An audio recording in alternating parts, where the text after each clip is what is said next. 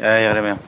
सी class ना कन ओइदुनी average की क्लास आई तरुक सुरे से तरे सु ओइदुनी को अदुने वीडियो रेकॉर्ड तो वीडियो येंग मतमदा 1 2 3 3 बाउ थ्योरी फन थाए को 4 बी की क्वेश्चन खर नहीं नरे 5 6 क्वेश्चन खर लाइबा जीडी लेबेंग की क्वेश्चन नहीं नरगा क्वेश्चन नहीं नबदसु आई अदुम कांसेप्ट सिंगनबा बेसिक अदुम मखोंग सिंगनबा कांसेप्ट फोकस तरो लेक ताकने अदुगा concept to matung the option 3 shortcut palaga uncle line ho java met chong sina bane the video je yenga di 1 2 3 4 haidi mathang manau nai ning over yandara ado hoji si class 7 suba video recording oi dine bagi si ko yong hoji to du sina ssc ne loba cgl gi tier 1 gi 2023 thar gi exam sing gi question ne ba si question si nei na kan si da su ai question ama nei na ba yam थूना तारोइबा तपना concept से question नहीं नबा habit से थंबा होरई ने बको theory तागलो रमेना तो question जी कमाय होट कदगी तपना वखन जी ताहल्लगा द कंसेप्ट सेंगना ज्ञान ताना होलनी अदुगा ऑप्शन 3 कुम तोबा याबदुना करी शॉर्टकट करी होट पे यागी दु नहीं नदुनी दियमो सिजल क्वेश्चन हंग सिजल हंग क्वेश्चन जे अदम एसएससी जीडी द जु कई द अदम लोय हंगे बको लॉक लोक्सिन चमाना लौनै मोजि क्वेश्चन जी amana amadi question wai thokin tawe masing on thonjin tawra dum hangma ngak tane ko sida hai je kaino question number 1 hai je kaino 36 number natra leja number punna kya no question je par je number je kya no paro the average of 36 numbers was found to be kya 45 natra no average se 45 ni number dun punna kya no no ahamdi udu se number kya no 36 average na kya no 45 ko na ai koina masi kari detected tori khangak podo that 84 have number se mana misread ai dikeno lana pa gi bodo kaya haina 48 haina pasiluri find the average of the given numbers kare average habene average se asumba average de putoi mana pyramid average amala ibrengo sida kya pyramid ha 45 pyramidra si 45 hana pyramid average se asumba natre ko si wrong kari gino sum de harisa hana mina 84 du mana misread s kya ba wrong number ji kai wei loksin ba mana correct number ji kana no oibom thoi number ja 84 was misread as 48 84 the man of kari hana 48 hana loksil 48 hana par uri have neba average what pada 48 we loksil uri asem lower de kya asem de kya lobum thokpa 84 lobum thokpa natra adudi 48 lower ga tarko average ne aran ba average ne adudi asem ba value 84 si lower ka na di asumba ma tar oidro asumba ji ke doktara hana urumi be average te khare hengal oidro man tu tem value ji khare hengal panina asa 48 lower hot ki be average ne sidi 84 lower di masing du value khare hengal oidro sida value khare hengal ta average te khare hengal kane ba average to number 36 na ta sidi hengal is keno 48 ke 84 difference hai ni pa mari ke khenna baji mari ni mari mapan kuthatu hengal adu amma average 46 ta ni second si second manga dhor pe bang kane ba ko ai tamna noi de sum question je explain taw lei bagi matam khra changan bai wane yanda bra question je ai haragi ko ai second manga answer thuna hare ji maram je hana akhoi na ke do ba si aran ba number se 40 asi low ro average khot pa 45 ta ro re asumba average low ge haradi ke do ne ba asumba number du kana no low du cha 84 na tro kya values kya hakko hengal yam tiu difference values kya lage plus kya difference value क्या लाके हूँ difference in total value value क्या है increase तारो करनी हूँ नसाई माना 48 लोग रबनी 84 लोग रादी 84 को मानी खादुक ना रने बा क्या हैंगल लगे दो से नहीं खादुक ना बस आंसर से खादुक ना जो सुमरम फोन से लाउन हाया बा मरम मलाय बा अदुना मताइदा टिप्स मसाम ताके को अनि जी डिजिट ओना ब्रा ओनै को adu dai ke nom hage nangwanda na 72 ga na 27 digit ona bra सुमाइना digit ओनबजे मसिंग अमगा मागी डिजिट ओनरगा सेमकपा अदुगुम्बा मसिंग अनौब सेमेसिगे अनिगी डिफरेंस क्या तानी है मतम चुपदा 9 एन जाने यानी कोजा 9 एन जानी तारकदुबो फोल जे खदोनबो फोल जे अदु हाबदी 9 into 7 2 डिफरेंस क्या नो डिजिट अनि जिगा 7 2 डिफरेंस क्या नो 9 5 जो 45 तारमगने खदोना गाना नियम निको से मसिंग डिजिट 2 डिजिट नंबर लेरे अदुगा अनौब 2 डिजिट नंबर अमा सेमे एको मखोय नि की डिफरेंस से 9 एन जानेबा हाबदी 9 into हैरगा डिजिट अनि खेन फोल से अदुगा पुरी नगदब 45 खदुना दसु खंगोबा अदुना ने आइना साइ 48 के 84 जी 8 का 4 डिफरेंस क्या लै अदु 4 दुगा 9 पुइना दी 36 नत्रो सी 36 तारम मदौने अदुना आइना सलाउन उइबा 36 तानी सी अदु डिफरेंस वैल्यूज क्या नो 36 तारद्रो अदु मसिंग दु पुना क्या लेरंबा 36 नत्रा अदुदी टोटल दा 36 चेंज तोरे एवरेज दा क्या चेंज तौनी एवरेज दा क्या डिफरेंस लाने टोटल दा 36 इंक्रीज तोरा मिना एवरेज पुथोपगी दी एवरेज एन एन दाइना एन एलो एन दी क्या नो 36 नत्रो अदुदी एवरेज दा दु +1 लाने सी +1 ओइबनिना एवरेज दा हान वरंबा 45 दु +1 ता दी क्या तारा 40 का 6 सुमाय होट कदब अंक ने माना आरान मा मसिंग जिलौ कांदा एवरेज वैल्यू खर पिक न फंगवे वानी 84 जी ओइना लौर कांदा दी नंबर दु 36 हेन इंक्रीज तौरे अदु एवरेज दा क्या इंक्रीज तौने तारगदी एवरेज की दी एन ने थोक तारे एन एन थोदी 1 थोगी याम ज्ञान तारि बसें खजिबो तारि को इदा खादुना बगी ट्रिक मचा मचा ताइ सिंग खंजिलो सी यूज तोय सिजिलो कॉपी तो तबना ज्ञान दान तौजे हैरे ससि को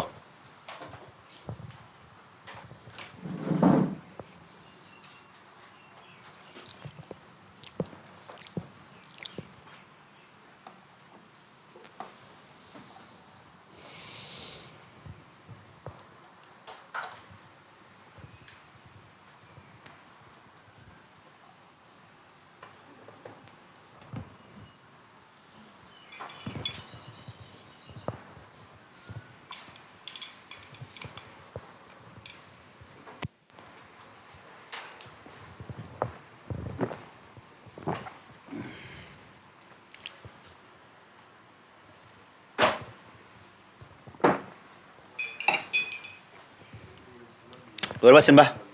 Matang tahu sih.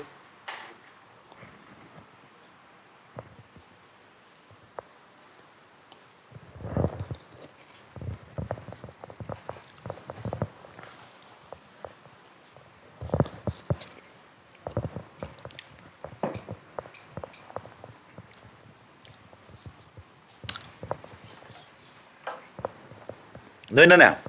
video gì anh phải dẫn xin là suy ra em cắn đừng tàu lên rồi.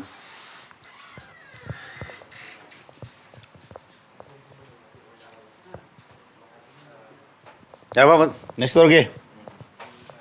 recording da chu na video se revision gi ta recording am yeng odum fani rap oi ba kana kana masa masa amani kak sil lobo ko question toro yan ta tapna sasi question ji do lenge no me ya ba kedor phen da ya ba question number 2 das ge no. There are 3 members in a family. Among the me kya lagam tharo. Member hum lai ko. The average age of the father and mothers kya no. Mama ka papa ka average kya no. Ha? Mama papa average se 14 atra.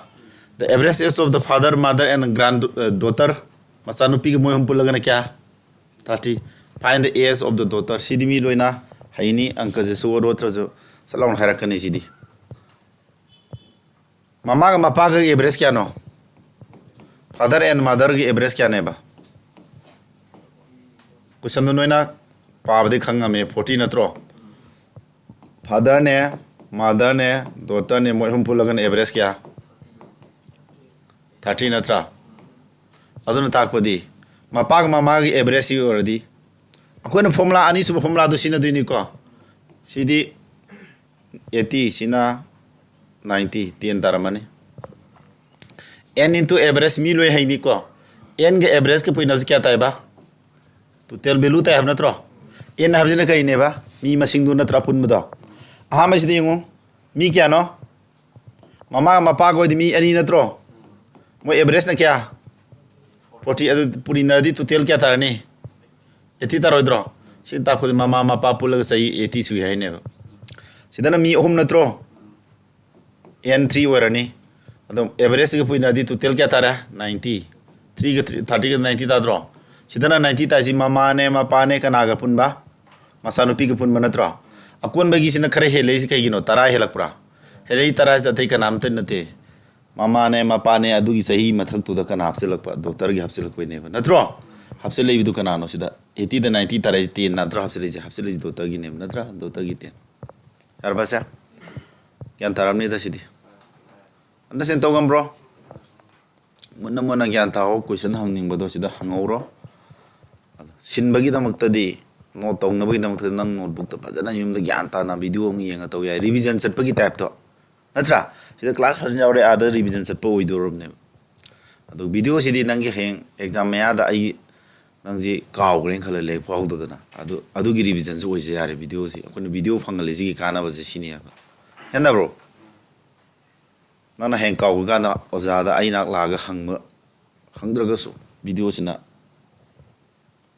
order na ni yengramina aina mafam sana maram sana mathang mathang thagat kramina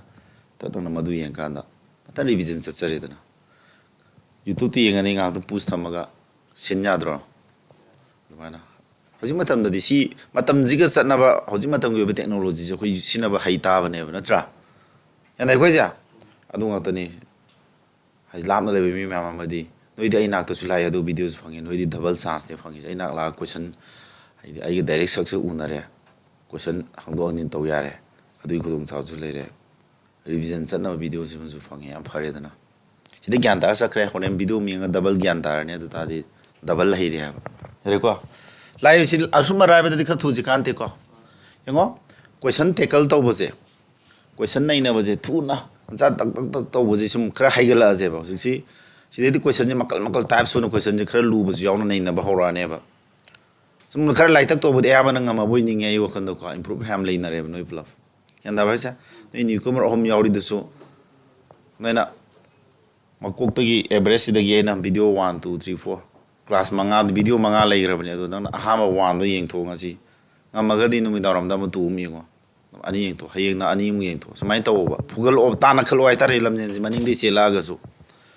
na khari hen matam thadara ga ko yengo question number 3 matam ya mangalum se 3 days ke na 20 students of a college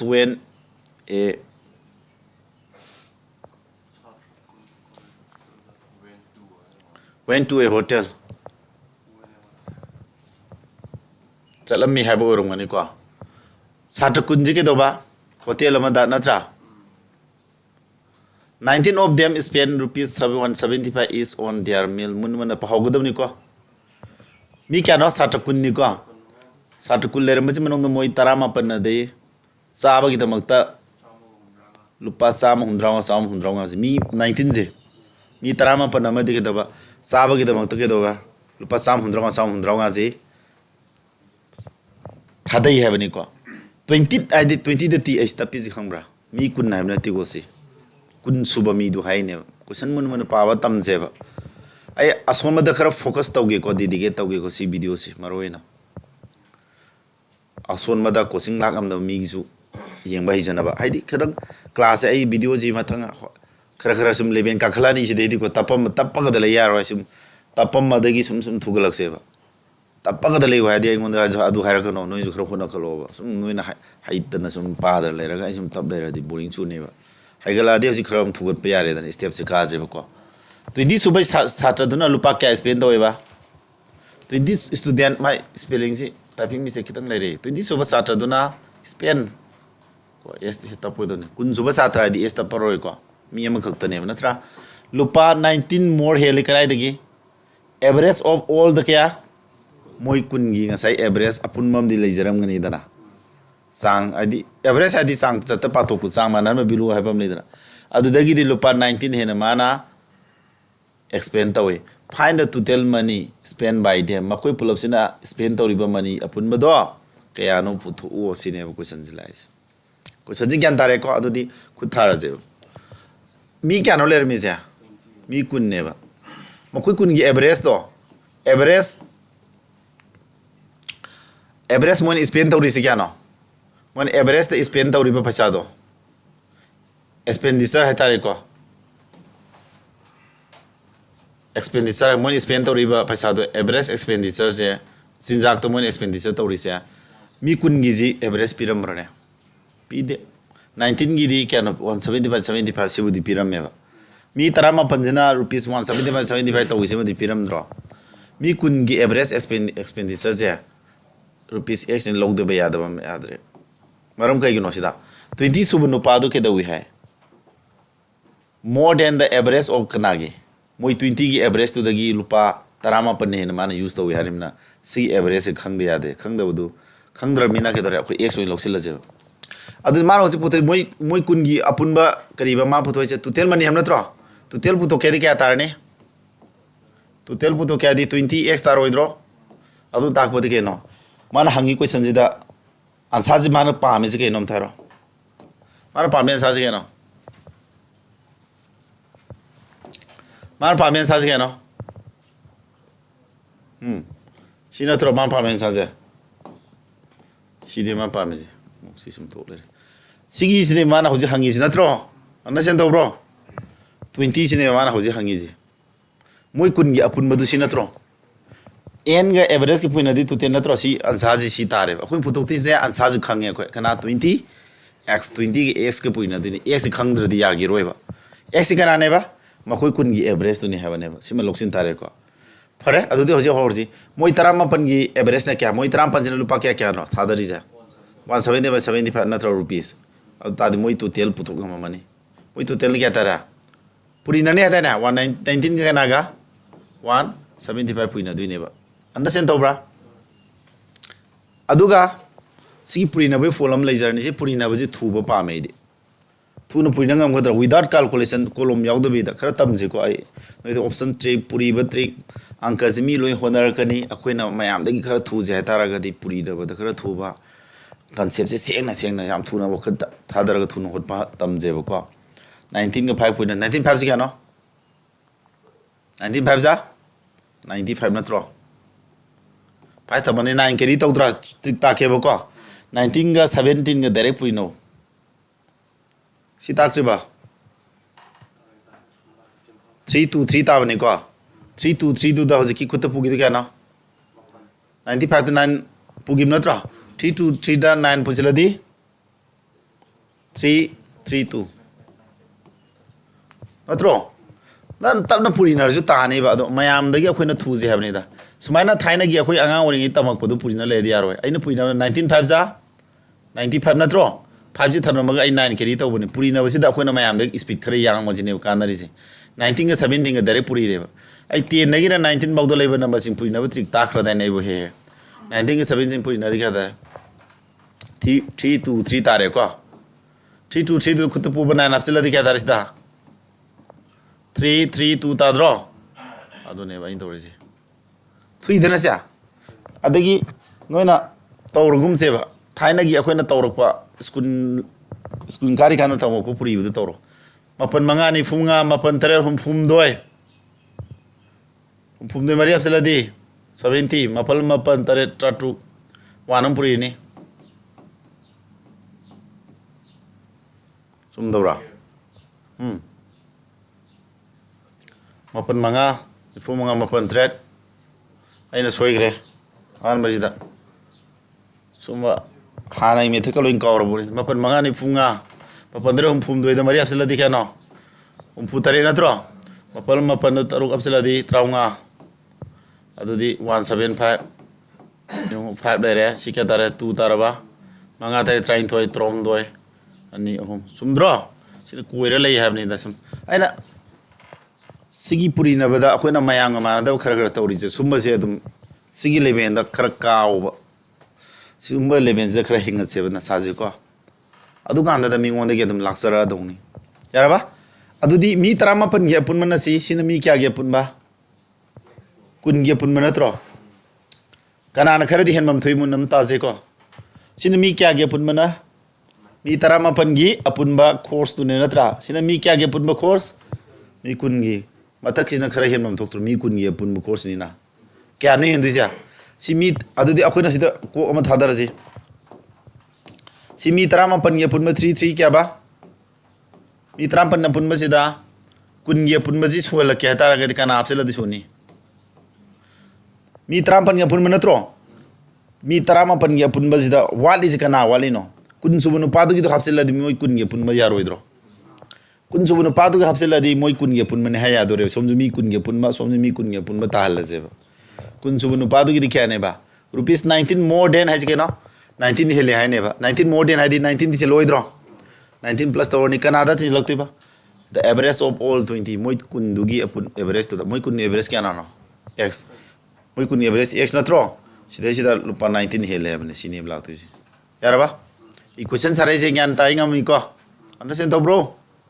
taw dra the question arise to ro ko si ma tang dam ta hello sai gyan ta hodre hai ta re dana okay ma'am mun mun da puning chang ta ji ko haire sa padu am pa me na ek se sum sakra ni ko chalo idra sida logic ma chama sakra sana gi ya bra ni ju kak da bu ko ek se sum sakra ti kya ta ni ha answer ji option chi kuma taw ngam rengi ko 1920 ko 19 sila di 1 19 sila di 5 to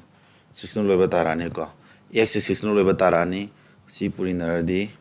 taroni train to answer je si tare guessing ni ko into je yang mang manda ba khare advance hoiba ko ma chanai ba na sida aiju sumam do di male aiju dare answer khangde guessing ne into ri guessing ga option trick ka si nei ba sidagi answer dak long to ri se sumi sum de du maram du haira gi yeng minar si ko answer dak long lam gre ga yang ka je thu dui ri ko si gi kok si khal ba do mayam da gi very fast hoira ni kok tu khal je kamaina yan da ri ko yemo sida lak tu si 19 je sum chaloidra x se sum chaloidra som da kya la ne yo 3325 ka kana ga 19 ga thamo bra asomda lak tu x se som sakra di 20 di khado di 19 kya lae ba 19 x ta bra aina tawri sina tai kem na ta kakna ba aina sanai kok som di ung kumuna equal to gi wang chi se ni tisinara ba ina tisina lora ba tisina loidri ko loi tisinara bra ne tisinara kana 19 yen thoktu na tro aina tisina dri kana kakna re ba ina ma yanda bra tisina dri kana ke do ba kakna re ba adu sumaina masing ani lening de kakna di ke do ha ba aina niom am ta tom ni i gi ko mati ma 20 plus sta ti le re somna 2x le re ba ko asing mai di som tisina di kya ta 30 da ro dra 30 da tu ni thodi kya thong ya 15 thong idro ansar kya tar kani ba ro 15 da du na tro sigi 30 da tu ni thodi 15 da ne ha ne ba adu aina mawom da to ke ba si tu na ka di wan thong ro ba yes ta ngai ore ko si tisina dri ke kana kya di tu duna ani mak ta ka do ani manga ani kya tara adu di kya da somna x ta ore somna na ti nga pha ko tisina di kya tara 15 samana ta bran sa do ya bra sin yom ja tisina dri ke kana kya di ani mak thong kana ga dam na tro si logic se ai sanai kar ko aina sanari logic to ana sin do ko adu di 19 na ka e ba ina ji 19 1 som s ta ngai ore ko 19 ga di som da 1 tar ba 19 si ka di ka pu so yaram ne ba yanda bhaja 19 na si ka yadra ga di mama ni tin phone ji 19 yen nya ro 19 yen nya da di pu nya ro ni adu ta di ore akoi budu answer kya na 20x na tro 20 du ga x sa bu du ga pu na du ne ba adu ne ma se makai tar ne ba ko 19 yen ba so yara ne 19 yen na ba maram thoi yadra ga di kari le gem tengi ko 19 yen la ga di si final le ba tar ka ne ba si sumbra 19 na si ka ko ji final le ba sing tar ro dro maram di kya na si kana lo ge final le tro 19 ki sula ta final le ba ka kya de 19 ki 5 point na ga 5 ko 9 ga puri na ka na final le ma sing 3 ta ne unity si concept sumbra ina ja ꯀꯛꯅꯕꯗ ꯁꯣꯛꯆꯣꯏ ꯁꯣꯏꯗꯔ 19 ꯑꯁꯤ ꯀꯛꯄ ꯃꯇꯝꯗ 5 ꯂꯣꯏꯕ ꯑꯃꯗꯤ ꯁꯣꯏꯅ ꯊꯥꯔꯛꯀꯅꯤ ꯁꯤꯅꯦ ꯃꯊꯥꯏꯒꯤꯁꯤ ꯇꯥꯔꯣꯏꯗ꯭ꯔꯣ ꯃꯁꯤ ꯃꯈꯥꯏ ꯇꯥꯕꯒꯤ ꯀꯟꯗꯤꯁꯟ ꯌꯦꯡꯉꯦꯀꯣ ꯁꯤꯗ 1 ꯇꯥꯔꯦ ꯁꯤꯗ ꯄꯣꯏꯟ ꯇꯥꯔꯦ ꯈꯜꯂꯁꯦꯕ होरेन आंसा पिरमी ऑप्शन जी का अनी पुनः पार येंपै वानेको आंसादी होरे 20x लाक्तोइबा 20 का x हाव मसिंगदु अदु पुरिनरकांदा तारकपा आंसादुनिबा तौदुइसिको मसिन मकाय ताबा याबै चांस लेबरेंगे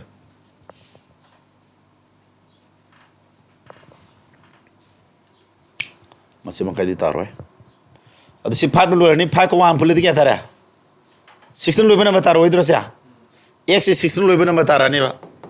x is 16 लोइबा नंबर तारानी अदु तारगदी अखोइना 20 आंसा पुदुक्ति 20x नत्रो 20 का नागा 16 लोइबा नंबर दु पुइनादि होरे 0 दि लोरनी अनि तरु क्या नो 23 नत्रो 20 लोइबा आंसा थिरकनी अदु थिगिबने इन थिरिदुना यादाब्रा अंडरस्टैंड तो ब्राइन हाइजा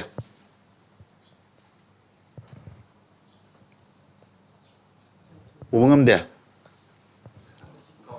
खर वीक वेरी मेंटली खर वीक वेरी बंग कनोनिना नौरी मिना 19 न कय 1 तारे सिदे 19 सी कपोजे सबचानी यन यारगदी फान सुसोय सो लोइने बे सबचानी यन यारम द्रगदी नते को याबगी वरी दनि खन्नरी से 19 ना बेसिन 9 न लोइ नत्रो 9 ना सी सिदे यन 3 3 2 5 यन दोइने बा होय ममांग न मसिंग म्याम दि ससरसनो बा सिदे थुंगा कदुइबा पोसे के दोने 5 न लोइदे यारोइने तोंबा नत्रो मरमदी सी मखा सो 19 गना पुइ न 5 लोइदुइनो सी 5 लोइबा नंबर तार 7 न लोइरगा 19 7 जब 5 लोइरकद्रने 19 8 जब 5 लोइरकद्रो सिदा 5 न लोइबा हारे सोमनी येलिसना 9 न लोइबा नंबर नि अदु तारगा चेनी जी पारकांदने बैना 5 न लोइबा सो चुसोइ थोंकने हाजे यंदा ब्रो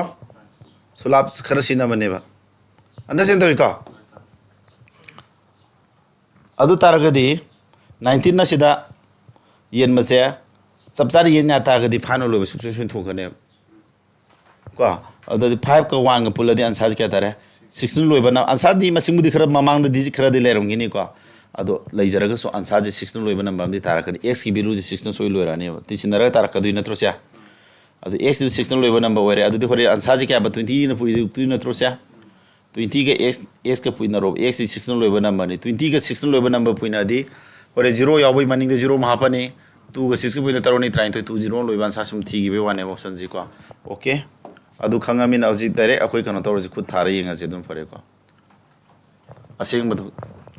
अदि सुम एडवांस ओइबा थिंकिंग अम तौहन बै वाने बको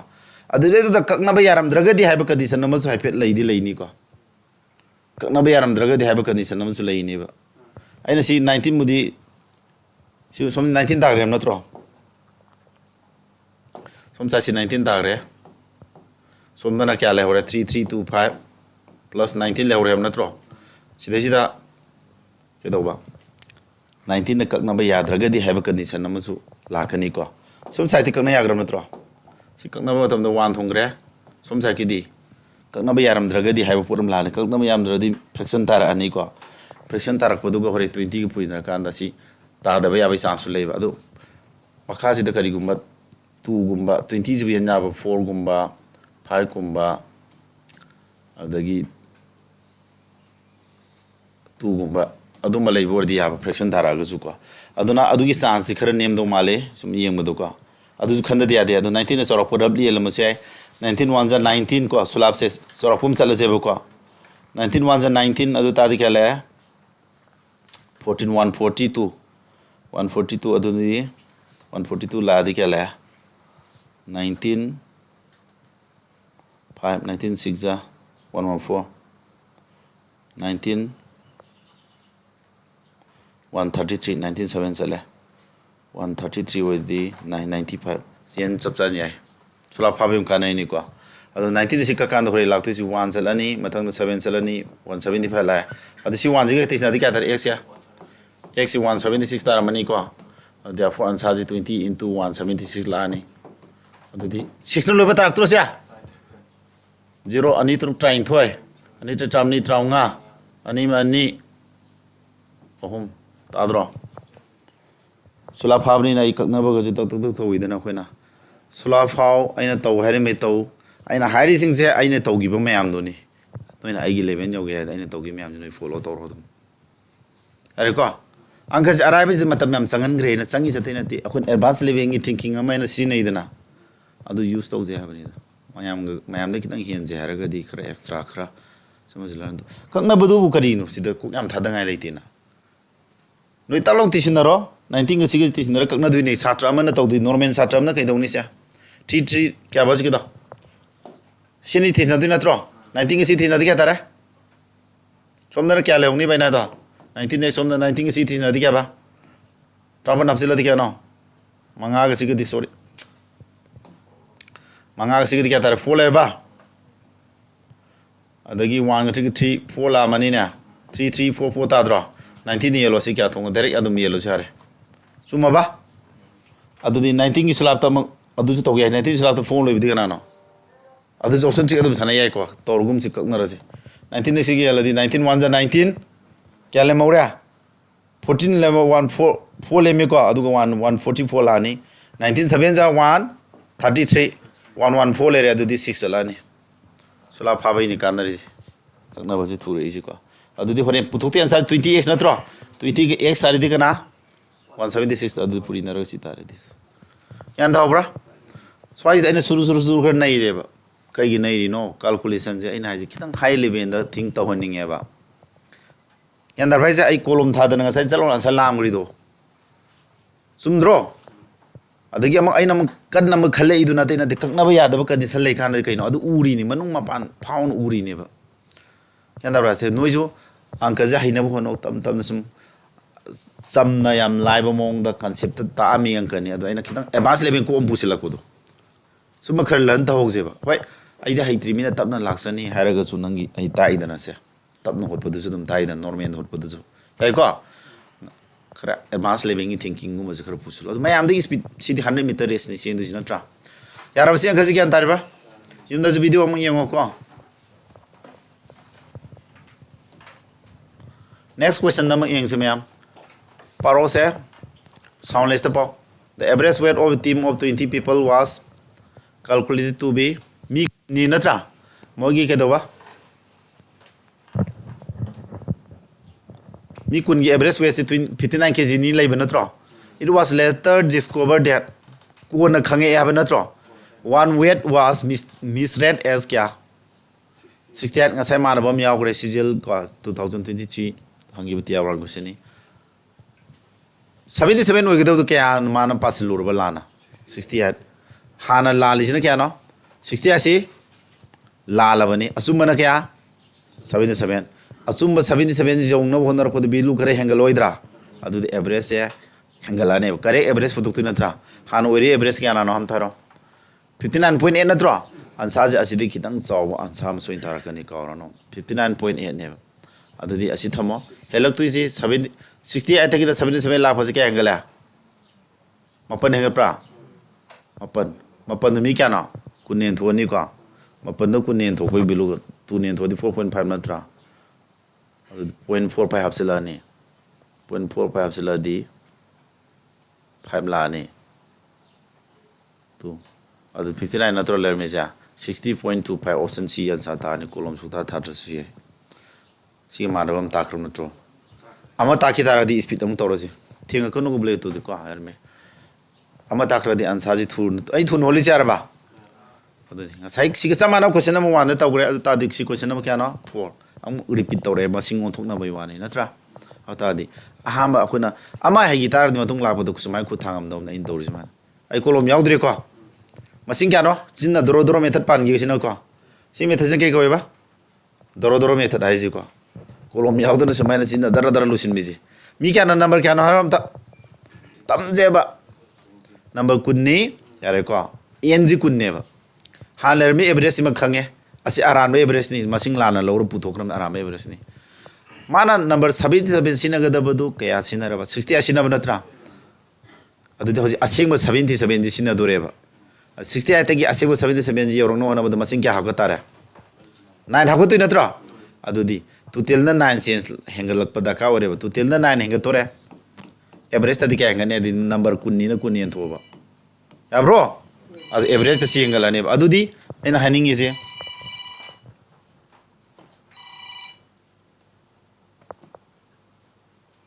Raba adudi tu 20 ne thok pai maram se 20 ne thok pase mu thudra di yar oi bana tapam dui ne ba se ma calculation na sama sa son masina kok se mental calculation jing moi dui ne ba 20 ne me ne om har ge tu na 9 de lo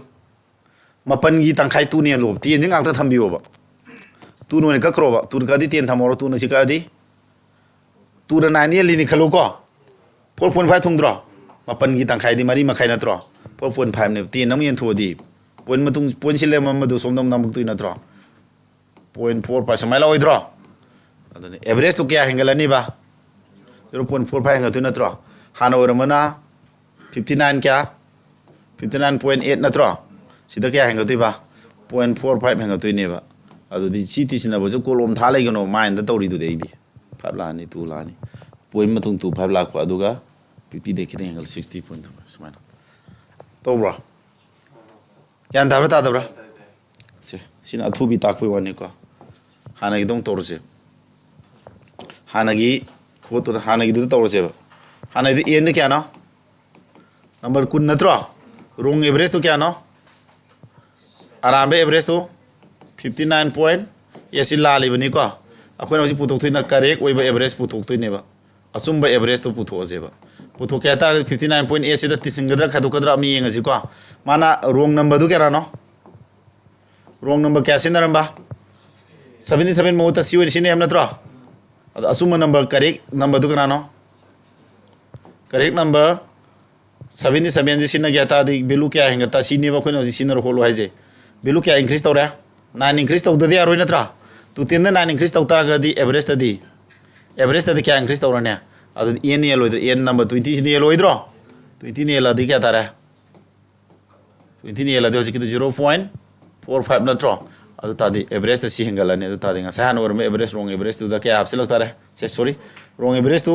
59.8 to kya apse lagta ra ba 0.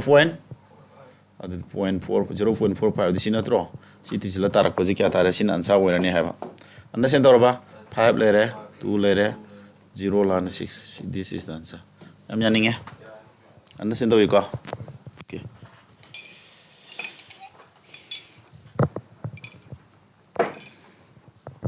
next question you know em the try to ko ai sida kanom ta toge ai sub matem pa si question je sang mada ki bido lurum do man do adu da ne na si andum kan do disi soi disi question ni munna para ga da second amada ani da khot ya ba ang ka he to oram si ai adu munna power listen si pa wi mata mam loge ko ai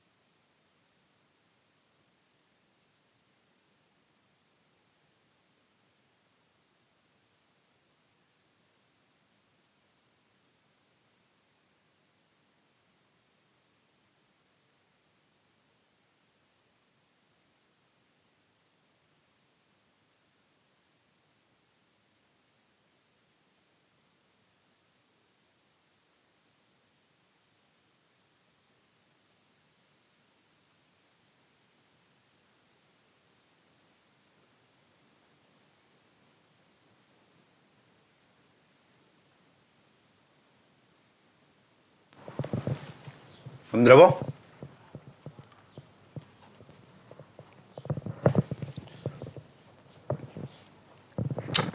ai pun ba ji ko ragab ki matung ina ragab na be matung ina magi we se ki do ba 64 de heli ka de ba 64 de heli adi sina tro magi we tu ke do ba 64 de heli ka de ba 74 de hande ham na tro मा की sister से मधु यानिंग दे माना my sister ने करी खले बा मागी वे से 60 दे हेली क्या बा 69 दे ओगिदोंनि सिनेबा माई मामागी मोतदी सही पानर खुद मसाई सही दु लमसम पाना बिदुने मामा खलिजना माई सही क्या दे के दो cannot be more than 68 की हेलो है नत्रो 68 की हेलो है रगदी हेलो आगिना 68 की हेलो है दी 68 का मानबा मा नत्र मोने दु नत्रो आई एस तो सीन कलोबा सी ओरोद्रो माई मापाई मोतन के cannot be more than 67 दगी मापा तना 67 दगी हेलो है दी 67 मानबा मा अदु खंदबा मो अदु if all are them है यार all of them है गदमने are correct मखोइन पुलप न ngangi सुमे खलाजेबा मोय लौरिबा estimate मो हाइदि मोना सी सांग estimate हाइदि माना सौरकपम पारेजे सुमे लौरजे what is the average of different probable weights average पुथोय रगब की ओइबे याबा मोना probable weight से ओइथोपे याबा weight सिंगदुगी average पुथोय अदुदि मोना तारो सही से कदाय दले रमनेम तेओ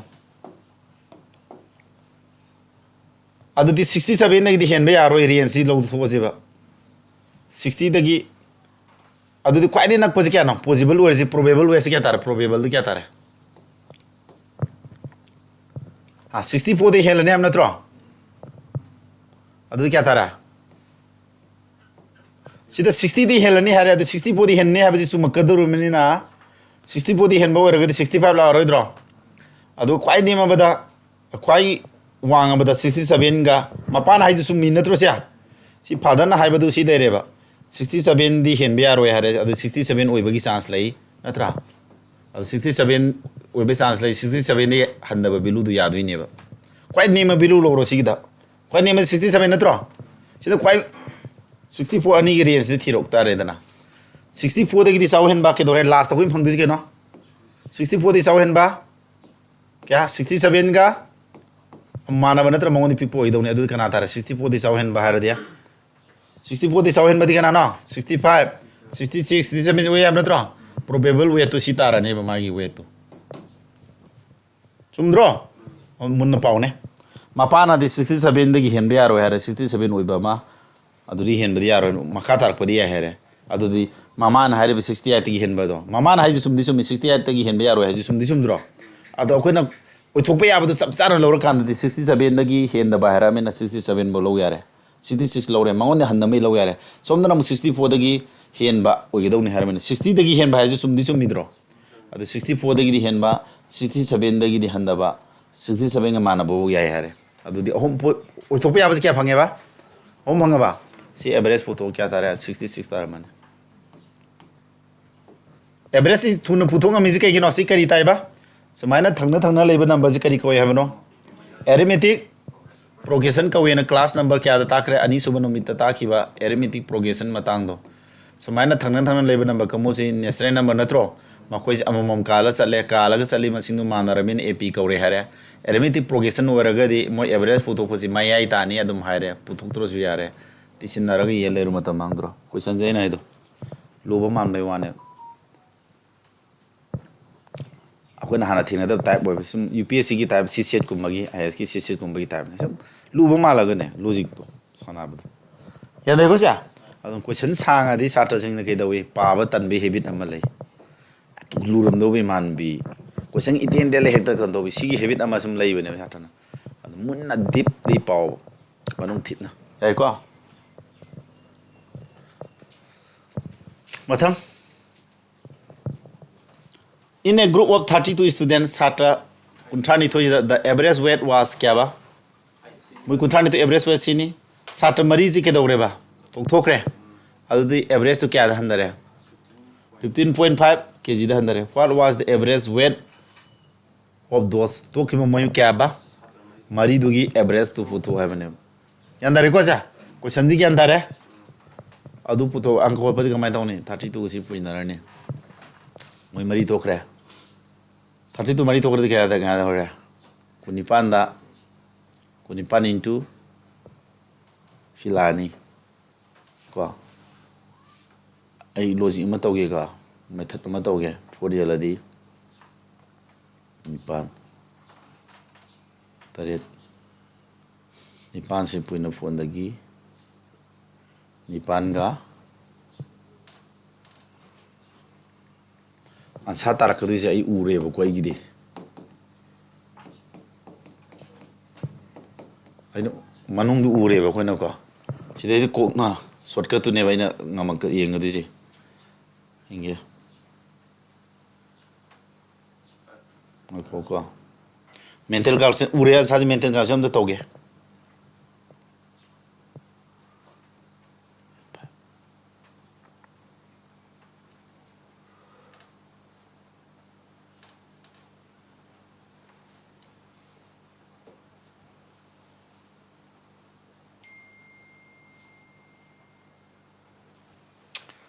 Manipuri 148 tare 148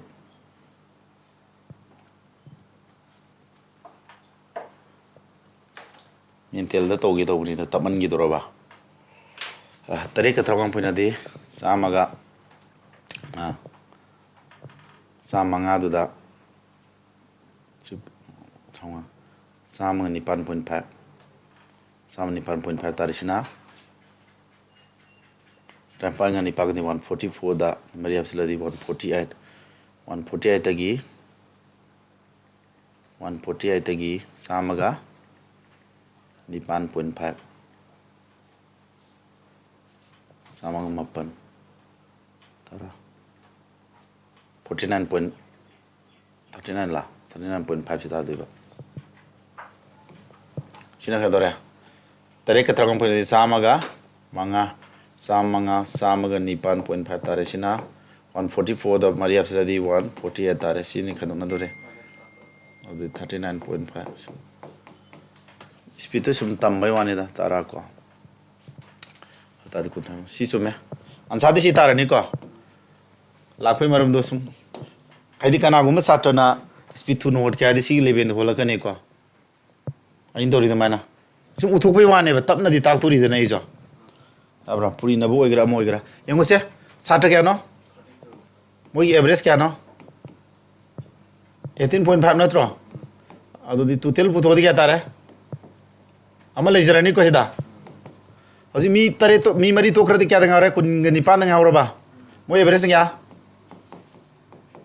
sida total mala ba total adi puri na du natro se ni ja adu sim sata sing to du ju puri na ba fall du dagi si puri na ba fall khai do ba adu di to kriba si puri na phone di si puri na phone khai do di to kriba mi kya no mari du khangoi dro sidagi si khai do kriba to kriba mi kya gi du khang du ja adu di khang ungam rasine look at this amro sidi yaw ji mi kya gi apun man si phang du ja sida phang du mi kya gi apun ba mi kuni pan gi apun ba du kun thai do apun ma sina saw heloi dro adu lok thok kre de lemori ba mi mari du gi apun ba phangane ba lemori mi mari apun ba phangadi moi average am puthwai da na adu moi average moi mari average puthwa di mari ne loi dro kana di ndui ba si ani ji khadung na belu do si ni khadung na belu di kya ta na 32 into kya han basina 18.5 puina ba natro sia si makhasina 28 into 15.5 natro si phone ye laktu natro sia si ne ba laktu pot si ne ba na kok tu ure iji uraga amu kolom tha dana ba na rak ne yanda bhai se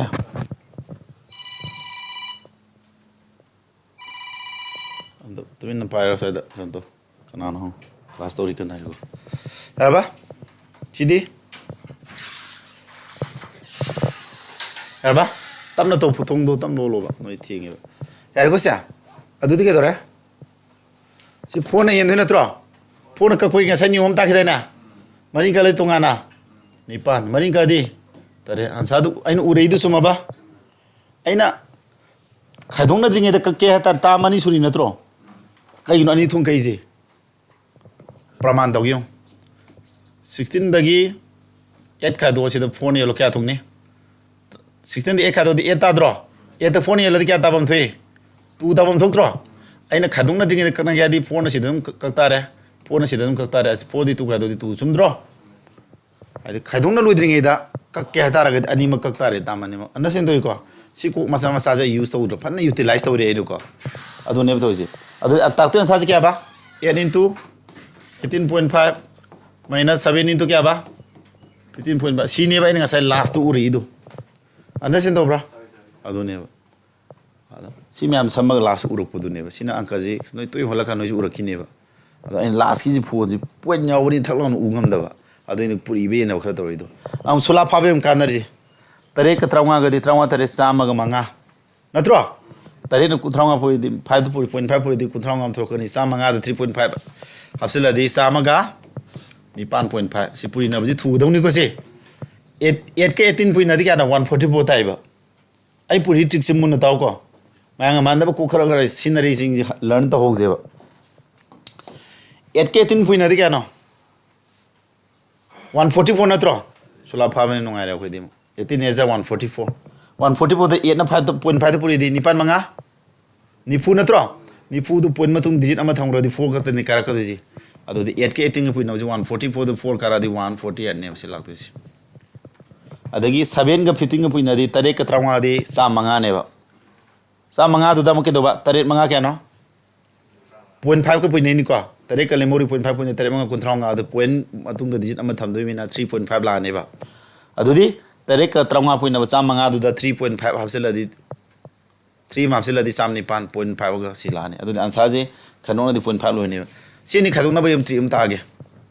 148 ka 108.5 ka khadung na ba trick na kamai tong ni nana khaduk tu se mitten sumai u ba kya ba 148 na tro sidi mapum yoga da ba si sam tara khaidu mi lo ba 48 di sam tara khaidu kya no lara mani daro sam ni puri pande ki sam tara khaidu di kya no kuthai pa na tro het ku 30 na tro 30 tara ba tari ba 30 tu da ka naam hapse lagani si 108.5 tak na si yong no hona ba da kya wala yam hagal le 1.5 ma hapsin dra hapsin ma da ka odra adu 1.5 tu si 8 tok sil adu 39.5 za san me am to na da process nga ta ne ba no tambi si kadong na boy gira mo gira hena gyan dana ha ge ko no bu su yawri mi no ko moi de khong ting ting na je le ba se 148 tagi 108 si 0.5 khaduk bu na tro thana ma pa man han mi du to wasini dai na haningi na sidagi nang na udu se khaduk na ba se si sam tara khaidu ni lo ro ba na sunat ta sam tara se khaidu di kya tara asa kya tara ni sidagi sam tara khaidu di kya tara 30 tara dro si answer na 3 ba sidagi na sam tara no hona ba kya hakal laga yowe sam ni 5.5 to sam tara yo si 1.5 se le yo dro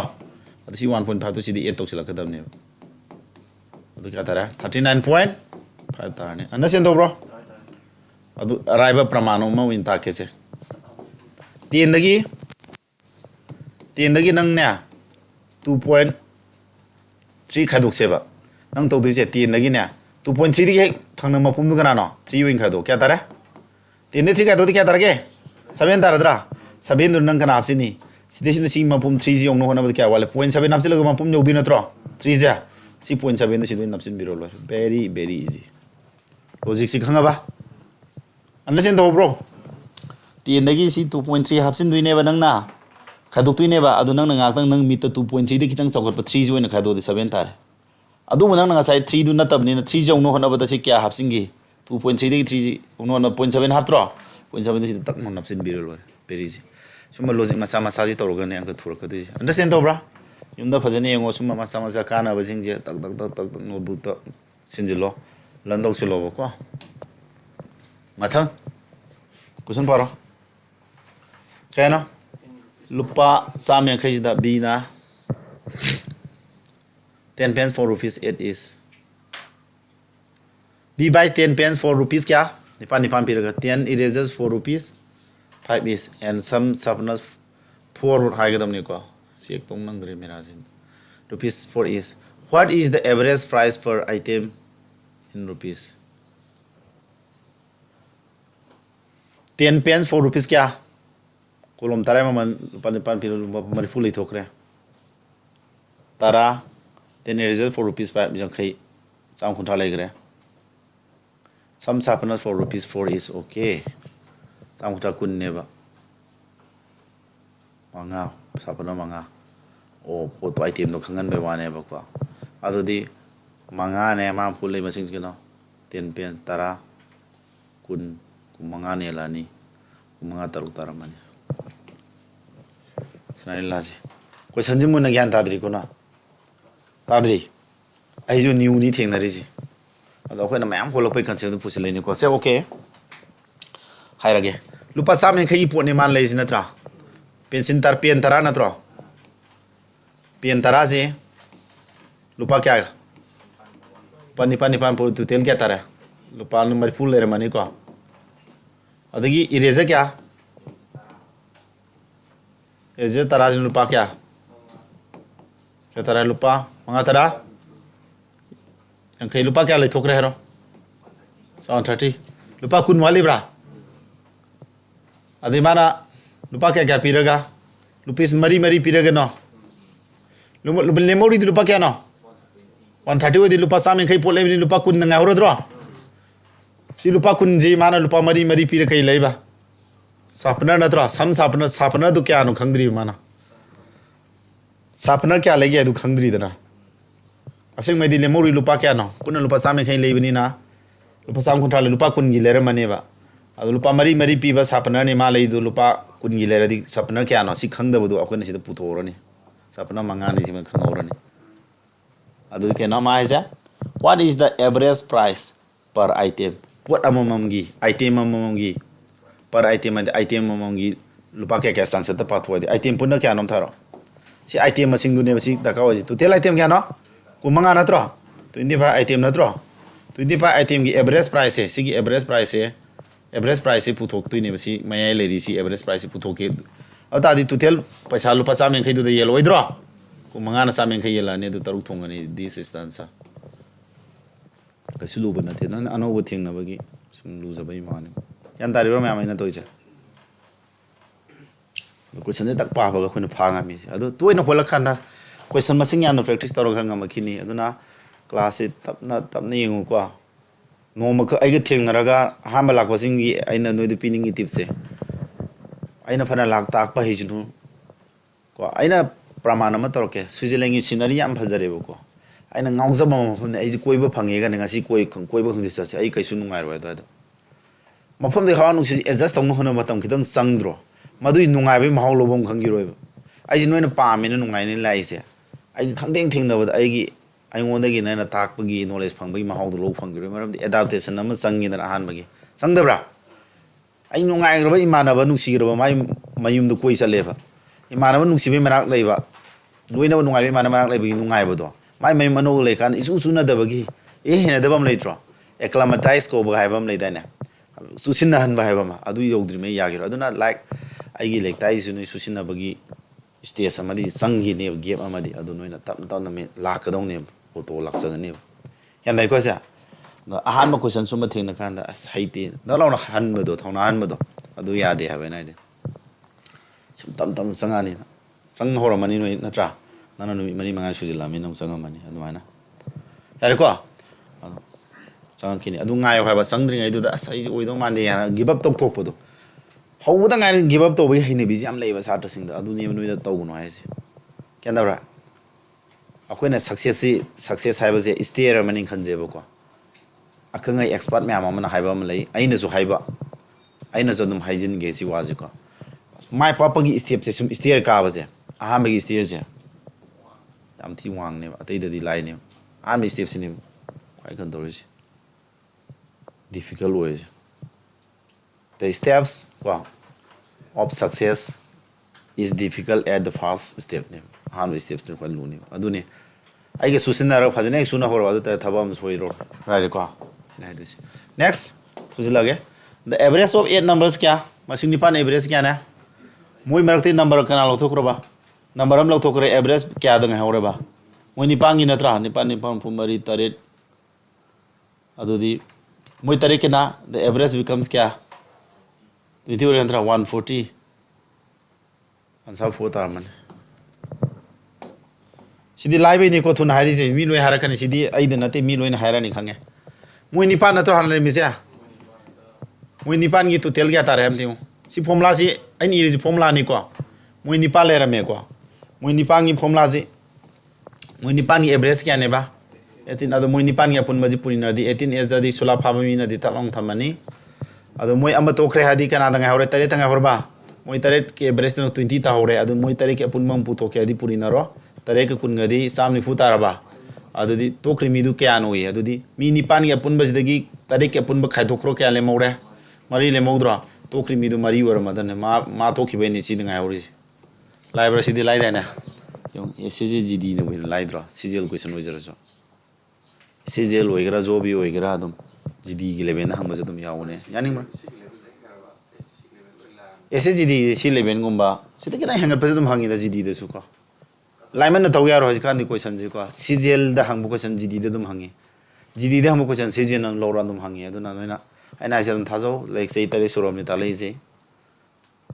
question aduga akhoi ju lek ta ina hairi du khak takte adum anho ba update myam to question ano no nai na ra kai kai type myam ama udaw question myam una bu hone ko suma thab exam ji di lairi ama ka paro adu leitu yaw question loi hangne ha na te metric exam du maina ko lairi ma pi dro prescribe to dro board na kai na adu dagi hang bu adu na te ji di syllabus tu pirani any under the sun hang bi ai ko question ji aduna mayam nai ne dia de bo jawai khoi ji lekpa hek tala ba khoi ojawai tok tare ai ta hai bidi ai question chana ro ai hoji question chana bai na to noi pam na ri ja yarba okay next the average age of group of friends is kya group of friends adi mi khara ne maru khara ne ko kya no palam de ko se mun pa ho da ba question amuk tang pa ba da one go dai tare ko mun na athar subsi lo go da ba mi mari ma yok si le ko mo average kya 25 ne ba the average age of the entire group becomes kya whatever siksha moi pulaki apun maji kya sura ba moi mari yoksela kanda if 4 new friends join moi mari yoksela ko da kya average to kya whatever o moi yoksela have ne ko hoji lak to sina moi je moi pulaki ne kya ba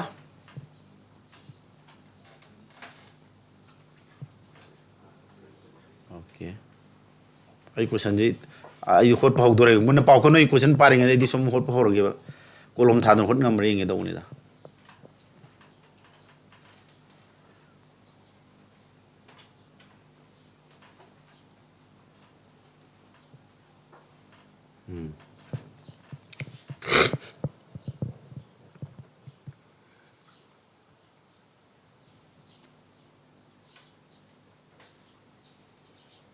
adagi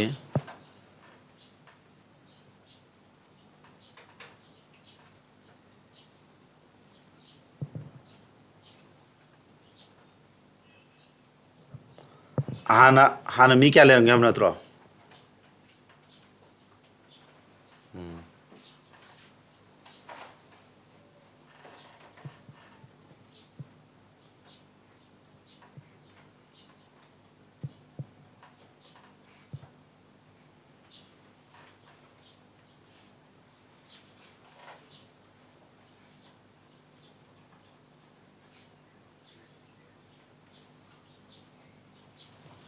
mi me sama ne ko the average age of the entire group becomes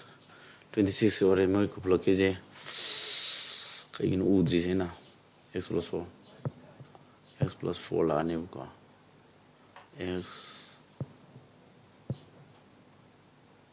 x ta rani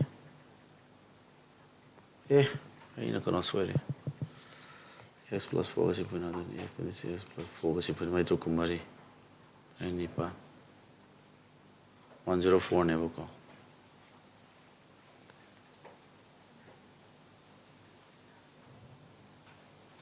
mi ji 4 be mong to total mi kano ge pun mane o sina saw hindu ni so me 4 ta do ni equation da kano to be ni yang ju ko haler mi du na sila 27x la ni sina hela ka do ni ko atra adu ni so me 4 ta re haler mi du n into average si pang da ba haler mi du kya no haler mi du khang bro khang de adu x low ne si han mi x le khol moi average kya no 27 natra moi kun tare ki apun modu kya no 27x natro adu ga housing mi mari yakhala di mi puna kya sore x plus 4 सुरद्रो मोई average ना क्या nano 26 नि अदु मोई total 26 Puri नरो क्या तारा 26 का सी पुना दे सी नि पुना दे 26x plus 26 का 4 पुरी नरो क्या तारा 104 ताइबा सिना हाना लेरम सिना हौजिक लेरम बा अदु दि कनान हेले खरा लेजिन खरे हेलो ते हौजिक लेजिना खरे हेन ने बको हाना की 27x दा हाना की 27x दा को अनो मोई मरी यारिदो मोई मरी यारिदो एवरेज क्या ना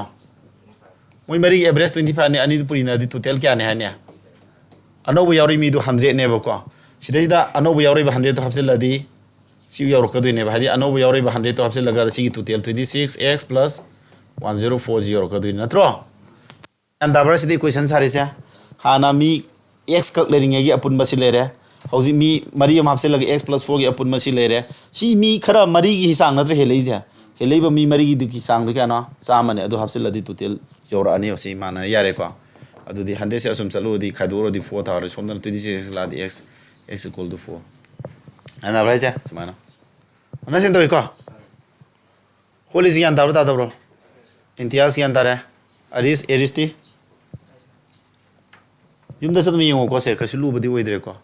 हाइदी अखोने एन नि तो एवरेज वीडियो खरे येंग मदुमा अनोबा सिंग न्यू कमर वीडियो जो मकोक्ति येंग जलो यान तार कनी को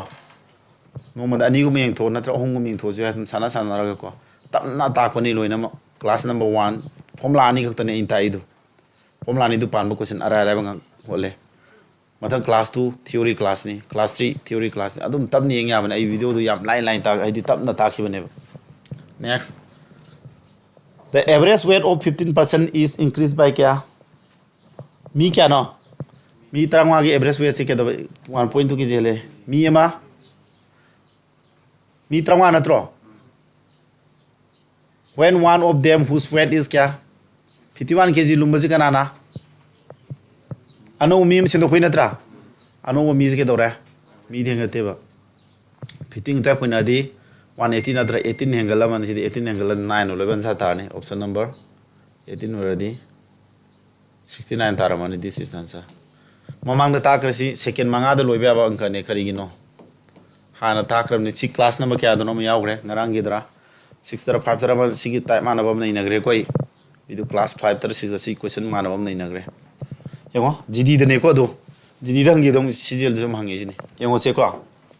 मी क्या ना मुना तारो क्वेश्चन जी मी क्या ना ऑनलाइन में से मी तरा मंगा ने बा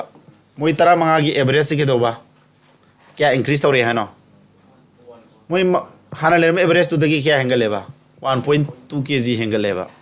एवरेज ता इंक्रीज तो इस क्या ना सी इंक्रीज की सिंबल नहीं को से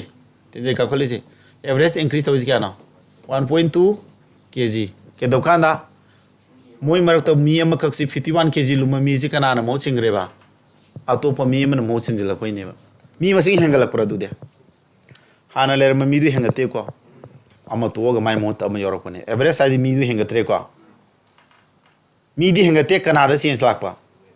मी हेंगतना एवरेज की फॉर्मूला दम निसिंग ओबा को एवरेज साइड दी टोटल दा कना यन मनो मी मसिंग एन दुने मनत्रो येंदुरी बे एन जिदी मी दी हेंगतेबा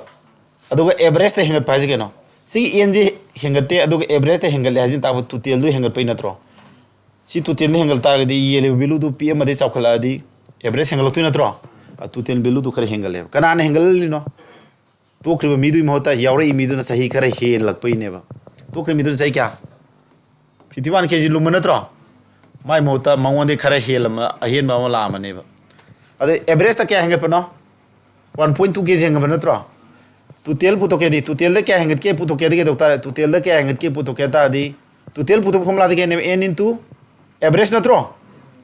फॉर्मूला से n इनटू एवरेज नत्रो तो बदु टोटल ने इंक्रीज तो पुतो के दी n गा एवरेज ते इंक्रीज तो बदु n गा गई बाज के दो टोटल ने इंक्रीज तो पुतो के दी मी मसिंग n दुगा एवरेज ते इंक्रीज तो बदु पुइना गने बसिम कांसेप्ट से खंजे लोको टोटल मी 35 नि एवरेज ते क्या नो हेंगलिजा 1.2 kg सी तरा मंगा ट्राई तो 10 दगी ना 15 19 बाउदा लेबा 10 सीरीज की नंबर पुइना बि ट्रिक तु पाला कादा 15 गो ता पुइना 180 ताबने बको 180 ताबो दु पॉइंट मत डिजिट अमा थंगरा 18 दा थावरनी अदुदी टोटल क्या इंक्रीज तौरे हन ताको दे टोटल क्या इंक्रीज तौरे बा 18 total 18 increase tawr ko duna neba adudi to krimi duna 51 oita di total de 18 increase tawre habena yauri mi do sahi 35 hen ma mangode sahi 35 hen ma mi neba adudi 51 18 hapsala di 69 suba mi yaura ma neba han to krimi du dagi 18 hen ba adu neba khole yang kas yaraba gyan tare bro ana sen tawgam bro adi siga samana ba question je ani surre adu tadi mamangi class 6 tara 5 tara yaura mani aduga siga ani pasalladi henam hairani adu su video yengela kani na hairkini Eriko, adu tu tapna sumai tawar taki bani. Eriko, okay. Question je sibau to ninga sigi nina tu si losi laji. Tahu bodoh bu marak sedai sida. 10 lagi na 19 bau to labor number sing puri na bas. Ayam tu ini use tawar reko. Si shortcut ayam use tawar tahu bra. Adu tri mata amagi newcomers jawab ni nako. Ai video se anu yang memina jukang na ba. 10 lagi na 19 bau to labor number se kai kau ba. 10 series kau draw. 10 series ki number ne ko. 10 series ke number jingji puri na trick si kaino hai tara gadi any number ani ka haro se newcomer ngarang ya ini phone number Robinson to karaino angla Robinson nang question hango ba 10 dagi na 19 bau do level number ani ka engon haro 10 dagi na 19 bau do level number any two number haro ai puri na ge ba te ko 16 na tra 192 tai amaga ma haro nang friend number do kari ba mi Sanjiba nangi hero number ani ka 16 ga 17 ga 272 ko sumber sik tawra ko ai thuna hari dana sia ai na hari si maram ma lai am step to ko ke doni khambra step number 1 da ne sigi pyramid number ani se mapum loro ba ma ama sina last digit logo da ba te ka 16 ga tisnaro te ka si mapum logo disina last digit logo 6 tisna kya tara Tara phone do 10 series webni 10 puri ro kya tara 18 da bra 18 do 10 afsala di 180 tara mani ko ani sub steps na ke do ba hai matam da sigi last thang ba last digit ani pui na taroni kya no try thoi na tra try thoi do sida ti singa da kya tara 192 so me ko indo ja sigi step bani ji use to ro ga ina mental calculation mind calculation sinaraga tu na biology putok ko tam bai wan yam to ni use to ta bra ai mamang kami anda satram ka ina sigi video solka se ta thagar ka na vedic msd exam da kaim kana da bani ga haina ko emoji da karim na bagi ai video ji youtube thar pa da no ma no pang comment piraki ba ko ai ji mangon si da bai original ta ina haning e se ngasagi akoina oja mo ina kana re thala di kana ra bani yam use tok da si da so mamang da se yam sinara ngoni puri na ba da masa masa yam ai adugi madik pal ba haibo yam tim pan mane basi kana ba lowa hirudi yare da ba je ojama na pharin tor photo ta ai ngonda ji hen phaba mayam laram ngani ko ai so ina khangjari tai pose best sai tare surabni na ai gi jukhra laijari haba to moina sum comment hoi magi mai mo laijari bai hairam ma budi oram ai kai sum ngonda su comment khummu de ba ko negative ta khumju khumde ai du kai kano to de ba o ma exam na ma de sina jara maroi haina jada bagi ko ko puri na bodu no phain khanjara ma admai khando ki ba ado aseng bai de ai di si yu sam thawe o ta su mama mamang da su puri na badai he sina dro ado ni da akoina ta ga apply taw yare ha je adum noina su sigi level pur ya for ai yai ko ja adi ani su bajam yong se 16 ga kana tin ni 7 ga natro kya tara do dia 20 chi tara ba tin puri di 230 tara bo step to khangi dana ama mapum lor de amana matai gi lorani tisinara tara phun 10 series ni 10 puri da ba 230 tare ko step number 1 step number 2 dana matai thang mani pun taruk tare kya no ni puni thoi natro si tisila do 272 ta dro adu si step ani ja khona mind da tawra kana thuna salong haibai wane no ne hang bai na khumana andro simba pu tholai bai na te sola phawai na te se understand to idana kana dro se 20 series ki ba wodum tawi 20 series ki sodum noi hango bani ka ingonda last ora ge du ka ko 네 신질로 비디오 지행 신질로 까 20 series 가니까 뭐 20 series 기죠 20 series 기는 그래 유지해서 그래 간나 마랑 간 신나 보이 되시나 리즈닝 데서 그래도 좀 신나 보네요 20 series 기니까 항오네 20 되기나 29 먹을 레버 하니 마마 항오네 말때기 항오네 야 20가 27가